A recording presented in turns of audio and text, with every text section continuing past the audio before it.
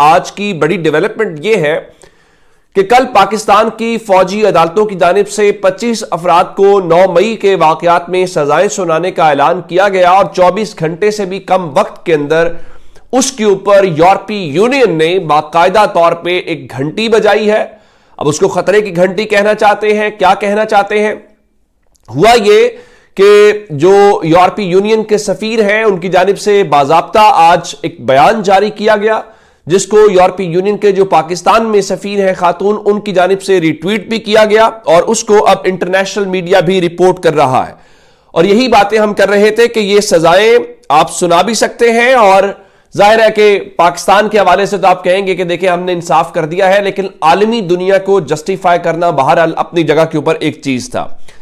अब इस हवाले से यूरोपीय यूनियन ने क्या लिखा है मैं आपको वो पढ़ के सुना देता हूं। लिखा, statement by the spokesperson on the sentencing of 25 civilians by a military court, यानी 25 आम शहरियों सिविलियंस को फौजी अदालतों की जानिब से मिलने वाली जो सजा है उसके हवाले से।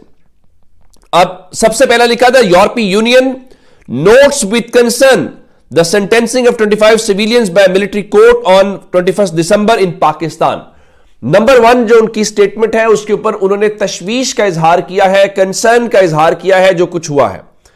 आगे क्या लिखा, these verdicts are seen as inconsistent with the obligations that Pakistan has undertaken under the international covenant on civil and political rights. ICCPR का जो पाकिस्तान ने एक कन्वेंशन साइन किया हुआ है उनके मुताबिक ये उसके साथ मुताबिकत नहीं रखता, यानी उसका जो उन्होंने लफ्ज उसके लिए इस्तेमाल किया है इनकंसिस्टेंट का मतलब हमारे यहां चूंकि हम जिसको कहते हैं ना कि उसके खिलाफ है, तो उन्होंने उसके समझा कि उससे मुताबिकत नहीं रखता।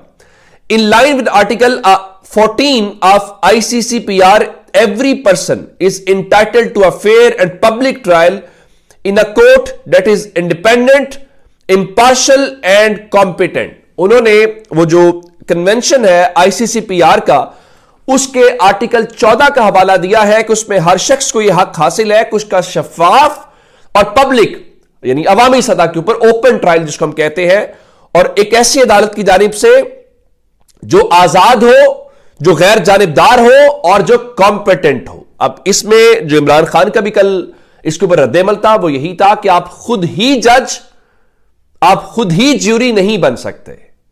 इसमें चूंकि फौज से जुड़े हुए मामलात हैं और फौजी अदालतें उसका फैसला कर रही हैं, तो फिर सवाल का जवाब तो बहरहाल दुनिया लेगी। आगे उन्होंने मजीद लिखा, and has the right to adequate and effective legal representations, यानी उन अदालतों के अंदर न सिर्फ मुनासिब बल्कि इफेक्टिव किस्म की नुमाइंदगी वकला की या जो कानूनी है वो आना चाहिए।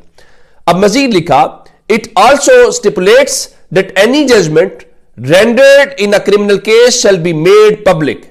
साथ लिखा कि कोई भी ऐसी सजा जो किसी फौजदारी मुकदमे के अंदर हो उसको अवामी सतह के ऊपर आना चाहिए, यानी पब्लिक किया जाना चाहिए। अब आते हैं इस बात के ऊपर, नंबर 1 उन्होंने कंसर्न का इजहार किया पहली लाइन में।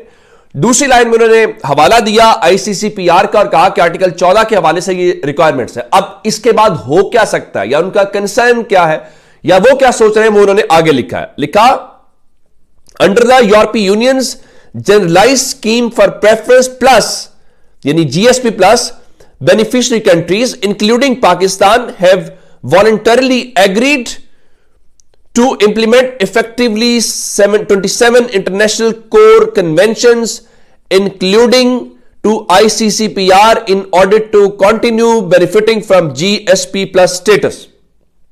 अब GSP plus status का मतलब ये होता है कि जब आपकी तिजारत को लेके आपके ऊपर टैरिफ नहीं लगाए जाते, आपको यूरोपीय यूनियन की मार्केट के अंदर रसाई दी जाती है और पाकिस्तान स्टेटस है। और आप हैरान होंगे कि हमारे बहुत सारे दोस्त ममालिक भी हमारी मुखालफत करते हैं। आखिरी बार जब जीएसपी प्लस स्टेटस हमारा रिवाइव हुआ था ये तहरीक इंसाफ का दौर था, और मुझे याद है चौधरी सरवर गवर्नर थे उस वक्त पंजाब वाले, और उन्होंने और बड़ा कुछ रोल प्ले हुआ, इवन टर्की ने हमारी मुखालफत की थी।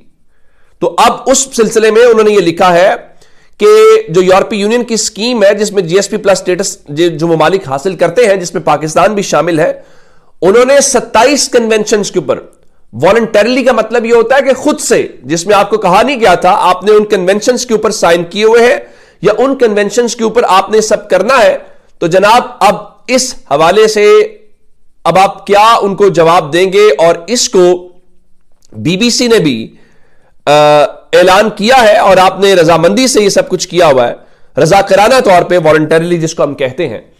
तो इसका मतलब है कि अभी ट्रंप की जानिब से या अमेरिका की जानिब से आपके ऊपर वो चीजें नहीं आई और यूरोपीय यूनियन कह रहा है। अब ये है वो आपका असल चैलेंज, ये है वो असल प्रॉब्लम जिसका आपको जवाब देना है, जिसको एड्रेस करना है। अब जाहिर है कि इसका पाकिस्तान का फॉरेन ऑफिस क्या जवाब देता है ये देखना पड़ेगा। और नंबर 2, अगर आने वाले दिनों के अंदर उसका कोई रिव्यू होता है जीएसपी प्लस स्टेटस का, तो हम कैसे कन्विंस करेंगे? अभी आपने पहले 25 लोगों को सजा सुनाई है और उसके ऊपर वो कह रहे हैं, और आप कह रहे हैं हमने इमरान खान का भी फौजी ट्रायल करना है। आप इमरान खान का फौजी ट्रायल करेंगे तो आलमी दुनिया कैसे रिएक्ट करेगी, यह भी एक इंपॉर्टेंट डेवलपमेंट है। इसके बीच में खबर लाहौर से भी है और लाहौर में मुलाकात भी हुई है। शहबाज शरीफ लाहौर में है, आज उन्होंने जाती उम्रा जाना था और शरीफ खानदान में कल 23 है, परसों 24 से एक शादी शुरू हो रही है और हमें आज इतला थी कि वो जाती उम्रा जाएंगे, लेकिन फिर जब हमने मालूमात ली तो शहबाज शरीफ आज जाती उम्रा नहीं गए। लेकिन उनसे अब शहबाज शरीफ जाहिरी हुकूमत है, लेकिन उनके पास एक ऐसा वजीर भी है जो असल हुकूमत का नुमाइंदा है, गो के ये देखना पड़ेगा कि इसमें मातहत कौन है और कौन उसका बॉस है। मोहसिन नकवी लाहौर में आज मोहसिन नकवी की और शहबाज शरीफ की मुलाकात हुई है। अब मोहसिन नकवी वजीर दाखिला भी हैं, वो चेयरमैन पीसीबी भी हैं। उनकी आज ही यूएई क्रिकेट के जो सरबराह हैं वो पाकिस्तान में आए हुए हैं घोटकी में, तो वहां पे उनकी मुलाकात हुई, तो उसके बाद ये मुलाकात भी हुई है। लेकिन उससे एक बड़ी डेवलपमेंट क्या है? उससे बड़ी डेवलपमेंट ये है, चूंकि मुज़ाकरात वाला डोल डाला गया है तो कमेटियां तो बन गई हैं और मैंने आपको बताया था कि तहरीक इंसाफ ने भी दावत कबूल कर ली है। वो कह रहे जी हम जाएंगे और हुकूमत कह रही है जी वो हमें, चूंकि कास्ट स्पीकर साहब ने तो हमने कमेटी बना दी है। अब उस पर इस्लामाबाद से डेवलपमेंट जनाब ये है कि जो कौमी असम्बली का सेक्रेटरीट है उसने कल जो गवर्नमेंट और अपोजिशन का इजलास है उस पर बाज़ाब्ता तौर पे नोटिस जारी कर दिया है और स्पीकर कौमी असम्बली जो अयाज सादिक है वो कल इन कैमरा इजलास की सदारत करेंगे और ये जो इजलास है वो दिन 11:30 बजे पार्लियामेंट हाउस की कमेटी रूम नंबर 5 में होगा। और इस सिलसिले में सिर्फ असेंबली सेक्रेटरीट का ये नोटिफिकेशन नहीं है, बल्कि हुकूमत और अपोजिशन के जो अरकान हैं उनको भी नोटिस के जरिए आगाह कर दिया गया है कि भाई कल इजलास है तो आपने आना है।